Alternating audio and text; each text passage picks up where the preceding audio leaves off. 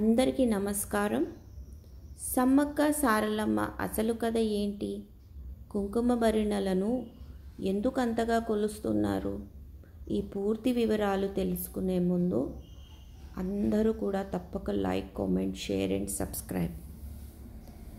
సమ్మక్క సారలమ్మ జాతర అనేది ములుగు జిల్లా తాండ్వాయి మండలానికి చెందిన మేడారం గ్రామంలో జరిగే ఒక గిరిజన జాతర. ఇది ప్రపంచంలోనే అతిపెద్ద గిరిజన పండుగ.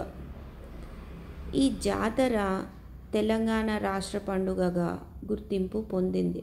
అంటే ఎంత గొప్ప జాతర పండుగ తెలుస్తుంది కదా. భారతదేశంలో కుంభమేళ తరువాత అత్యధికులు హాజరయ్యే పండుగ.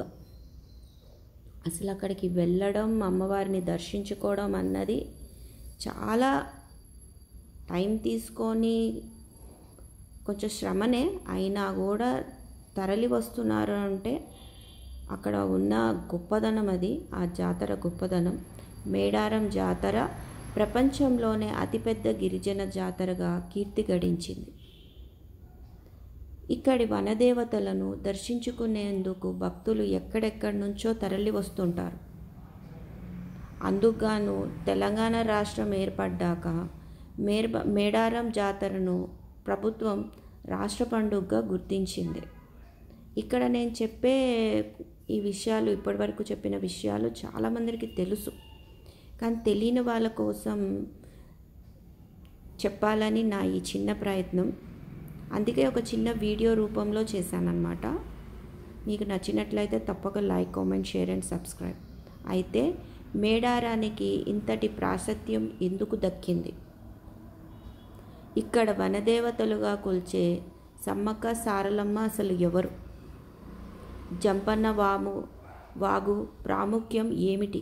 అసలు ఈ జాతరను ఇంత వైభవంగా ఎందుకు నిర్వహిస్తుంటారు వంటి సందేహాలు చాలామందిలో ఉన్నాయి. వాటికి సమాధానాలు చూడండి కాదు, నేను చదివాను. అందుకే మీకు వినిపించడానికి ఈ వీడియో రూపంలో తయారు చేశాను. మీకు కానీ నా ప్రయత్నం నచ్చినట్లయితే like, comment, share and subscribe. ఇక్కడ ఈ మేడారం జాతరకి ఎవరెవరు వెళ్ళారు, మీ అనుభవాలు తప్పక కామెంట్ చేయండి. అక్కడ నుంచి తీసుకొచ్చిన బంగారాన్ని కూడా మీ కుటుంబ సభ్యులకి, ఫ్రెండ్స్కి షేర్ చేసుకోండి. మేడారం సమ్మక్క సారలమ్మకు వనదేవతలుగా కొలిచేందుకు కారణాలను విశ్లేషిస్తే ఒక కథ ప్రాచుర్యంలో ఉంది. పూర్వం కొయ్యదొరలు వేట కోసం అడవికి వెళ్ళిన సందర్భంలో అక్కడ వారికి పెద్ద పులులు కాపలా మధ్య ఓ పసిపాప కనిపించింది. ఆ పాపను కొయ్యదొరలు గూడారానికి తీసుకువెళ్ళి దాచారు.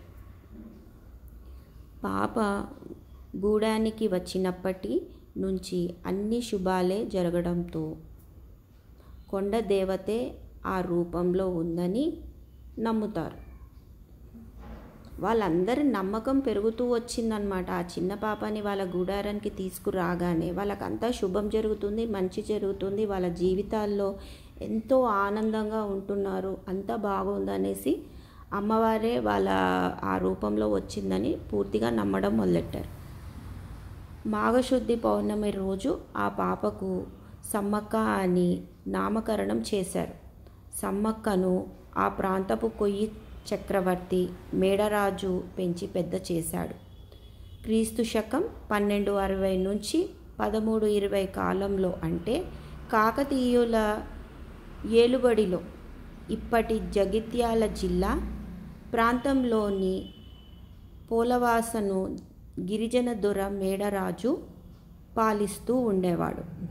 చూడండి, అప్పుడే మనం ఇప్పటికీ చదువుతూనే ఉన్నాం కింగ్స్ వాళ్ళ రూల్స్. మన దగ్గరలో కూడా రాజులు వాళ్ళ పరిపాలనలు, వాళ్ళ గొప్పదనం పాలిస్తూ ఉండేవాళ్ళు. ఇతను తన మేనల్లుడు మేడారం పాలకుడైన పగిడిద్ద రాజుకు ఇచ్చి వివాహం చేశాడు. సమ్మక్క పడిగిద్ద రాజు దంపతులుగా సారలమ్మ, నాగులమ్మ, జంపన్న ముగ్గురు సంతానం కలిగారు. అంటే వాళ్ళందరూ హ్యాపీగా ఉన్నారు. ఆ చిన్న పాపని పెంచి పెద్ద చేసి పెళ్ళి కూడా చేశారు. వాళ్ళకి 3 సంతానం కూడా కలిగింది. ఇది ఒక చిన్న స్టోరీ అన్నమాట. అసలు సమ్మక్క సారలమ్మ రియల్ స్టోరీ ఇది. మేడారాని పాలిస్తున్న పడిగిద్ది రాజు కాకతీయుల సామంతుడు. ఆ రోజుల్లో కరువు కాటకాల కారణంగా కొన్నేళ్ల పాటు ప్రజలు శిస్తు కట్టలేకపోయారు. అంటే తెలుసు కదా, ట్యాక్స్. కాకతీయుల సామంతునిగా ఉంటూ శిస్తు కట్టపోవడం, తన మామ మేడరాజుకు ఆశ్రయం కల్పించడం కోయ గిరిజనుల్లో విప్లవ భావాలను నూరిపోసి రాజ్యాధికారాన్ని ధిక్కరిస్తున్నాడనే ఆరోపణలతో ఇక్కడ కొంచెం స్టోరీ నేను ఎందుకు స్లోగా చెప్తున్నానంటే మీరు కూడా అది రిసీవ్ చేసుకోవాలని మెల్లగా చెప్తున్నాను. స్పీడ్గా చెప్పానంటే అందరికీ అర్థం కాదు కాబట్టి కొంచెం నెమ్మదిగా చెప్తున్నాను. ఇది రియల్ స్టోరీ కాబట్టి. ఆరోపణలతో కాకతీయ సామ్రాజ్యక నేత ప్రతాపరుద్రుడు పగిడిద్ద రాజుపై సమరశంఖం పూరించాడు. అంటే యుద్ధానికి రెడీ అయ్యారన్నమాట. ఇది గమనించిన గిరిజనులు ప్రభుత్వంపై తిరగబడేందుకు సిద్ధమయ్యారు. మాఘశుద్ధ పౌర్ణమి రోజున మేడారం పైకి కాకతీయ సేనలు దండెత్తాయి. అంటే అందరూ ప్రిపేర్ అయ్యారు ఇంకా యుద్ధానికి. ఈ క్రమంలో ములుగు జిల్లా లక్నవరము సరస్సు వద్ద గిరిజనులకు కాకతీయ సేనలను మధ్య యుద్ధం, అంటే ఇంకా భీకర యుద్ధం స్టార్ట్ అయిపోయింది, జరిగింది.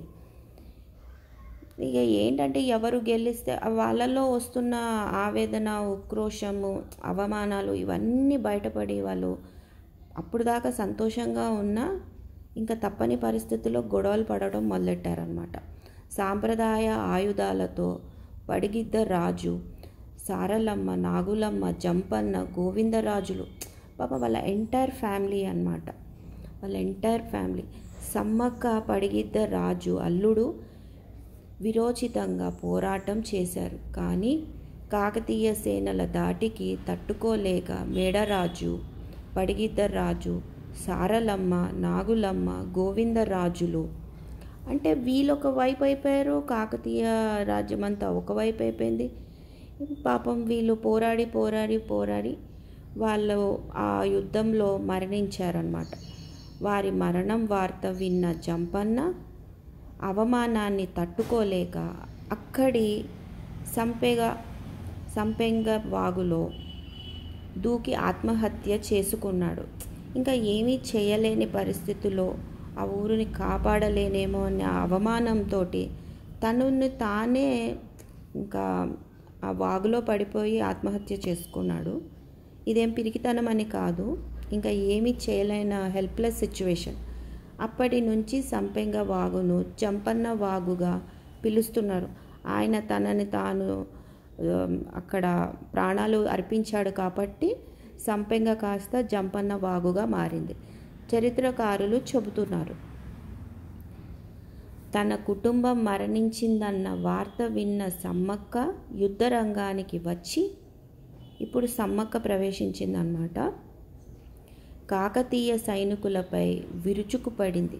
ఒక లేడీ అయ్యుండి కూడా ధైర్య సాహసాలతోటి వాళ్ళ కుటుంబానికి ఇంత తీరని లోటు జరిగింది అనేసి బాధతో తట్టుకోలేక తను కూడా యుద్ధానికి తయారయ్యి విరోచితంగా పోరాటం సాగిస్తూ ఆమె వీరత్వం చూసి ప్రతాపరుద్రుడు ఆశ్చర్యపోతాడు. కానీ ఓ కాకతీయ సైనికుడు దొంగచాటుగా సమ్మక్కను బల్లెంతో వెన్నుపోటు పొడుస్తాడు. కానీ ఇది చాలా తప్పు కదా. ఆవిడ డైరెక్ట్ వచ్చి పోరాటం చేస్తూ ఉంటే వెనక నుండి అటాక్ చేయడం అన్నది చాలా తప్పు, అన్యాయం. ఇది అందరూ ప్రజలు కూడా గమనిస్తూనే ఉన్నారు. ఆ గాయంతోనే మేడారం గ్రామానికి ఈశాన్యంలో ఉన్న చిలకల గుట్టకు వెళ్ళి ఆమె అదృశ్యమైపోయిందని చెబుతుంటారు.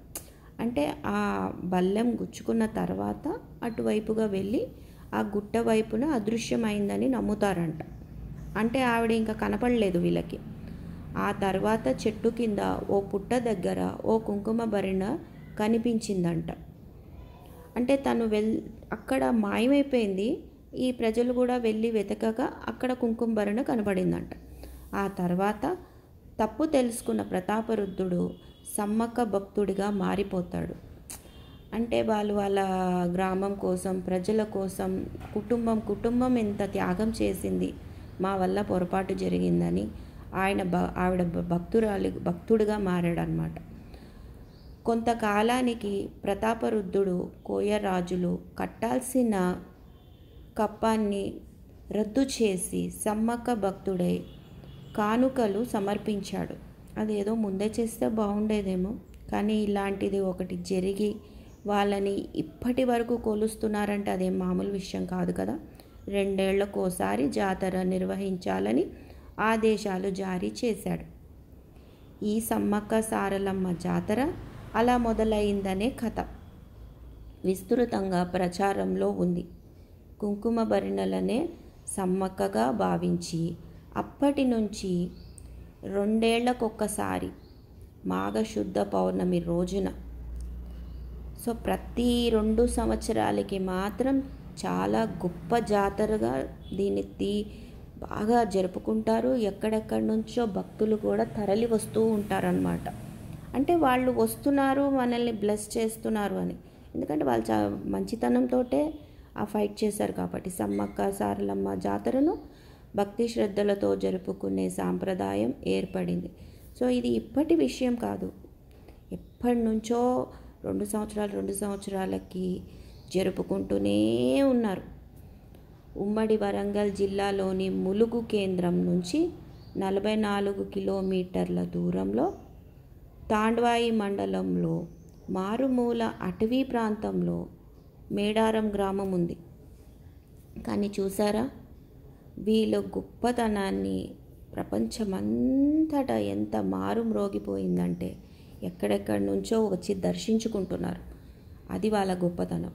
ఈ దట్టమైన అడవులు, కొండల మధ్యనే సమ్మక్క సారలమ్మలు కొలువై ఉన్నారు. 4 రోజుల జాతరలో భాగంగా గద్దెనెక్కిన దేవతలు చివరికి వనప్రవేశం చేస్తారు. అంటే ఒక్కొక్క స్టేజ్ అన్నమాట. అది అలాగే జరుపుతూ వస్తారు ఈ 4 రోజులు. దీంతో మహాజాతర ముగుస్తుందన్నమాట. నా ఈ చిన్న ప్రయత్నం మీకు కనుక నచ్చినట్లయితే ఈ వీడియోని తప్పక like, comment, share and subscribe. మీరు కూడా మీ అనుభవాలు తప్పక కమెంట్ చేయండి. Don't forget to like, comment, share and subscribe. And thanks for watching. Please visit again. Stay healthy and happy.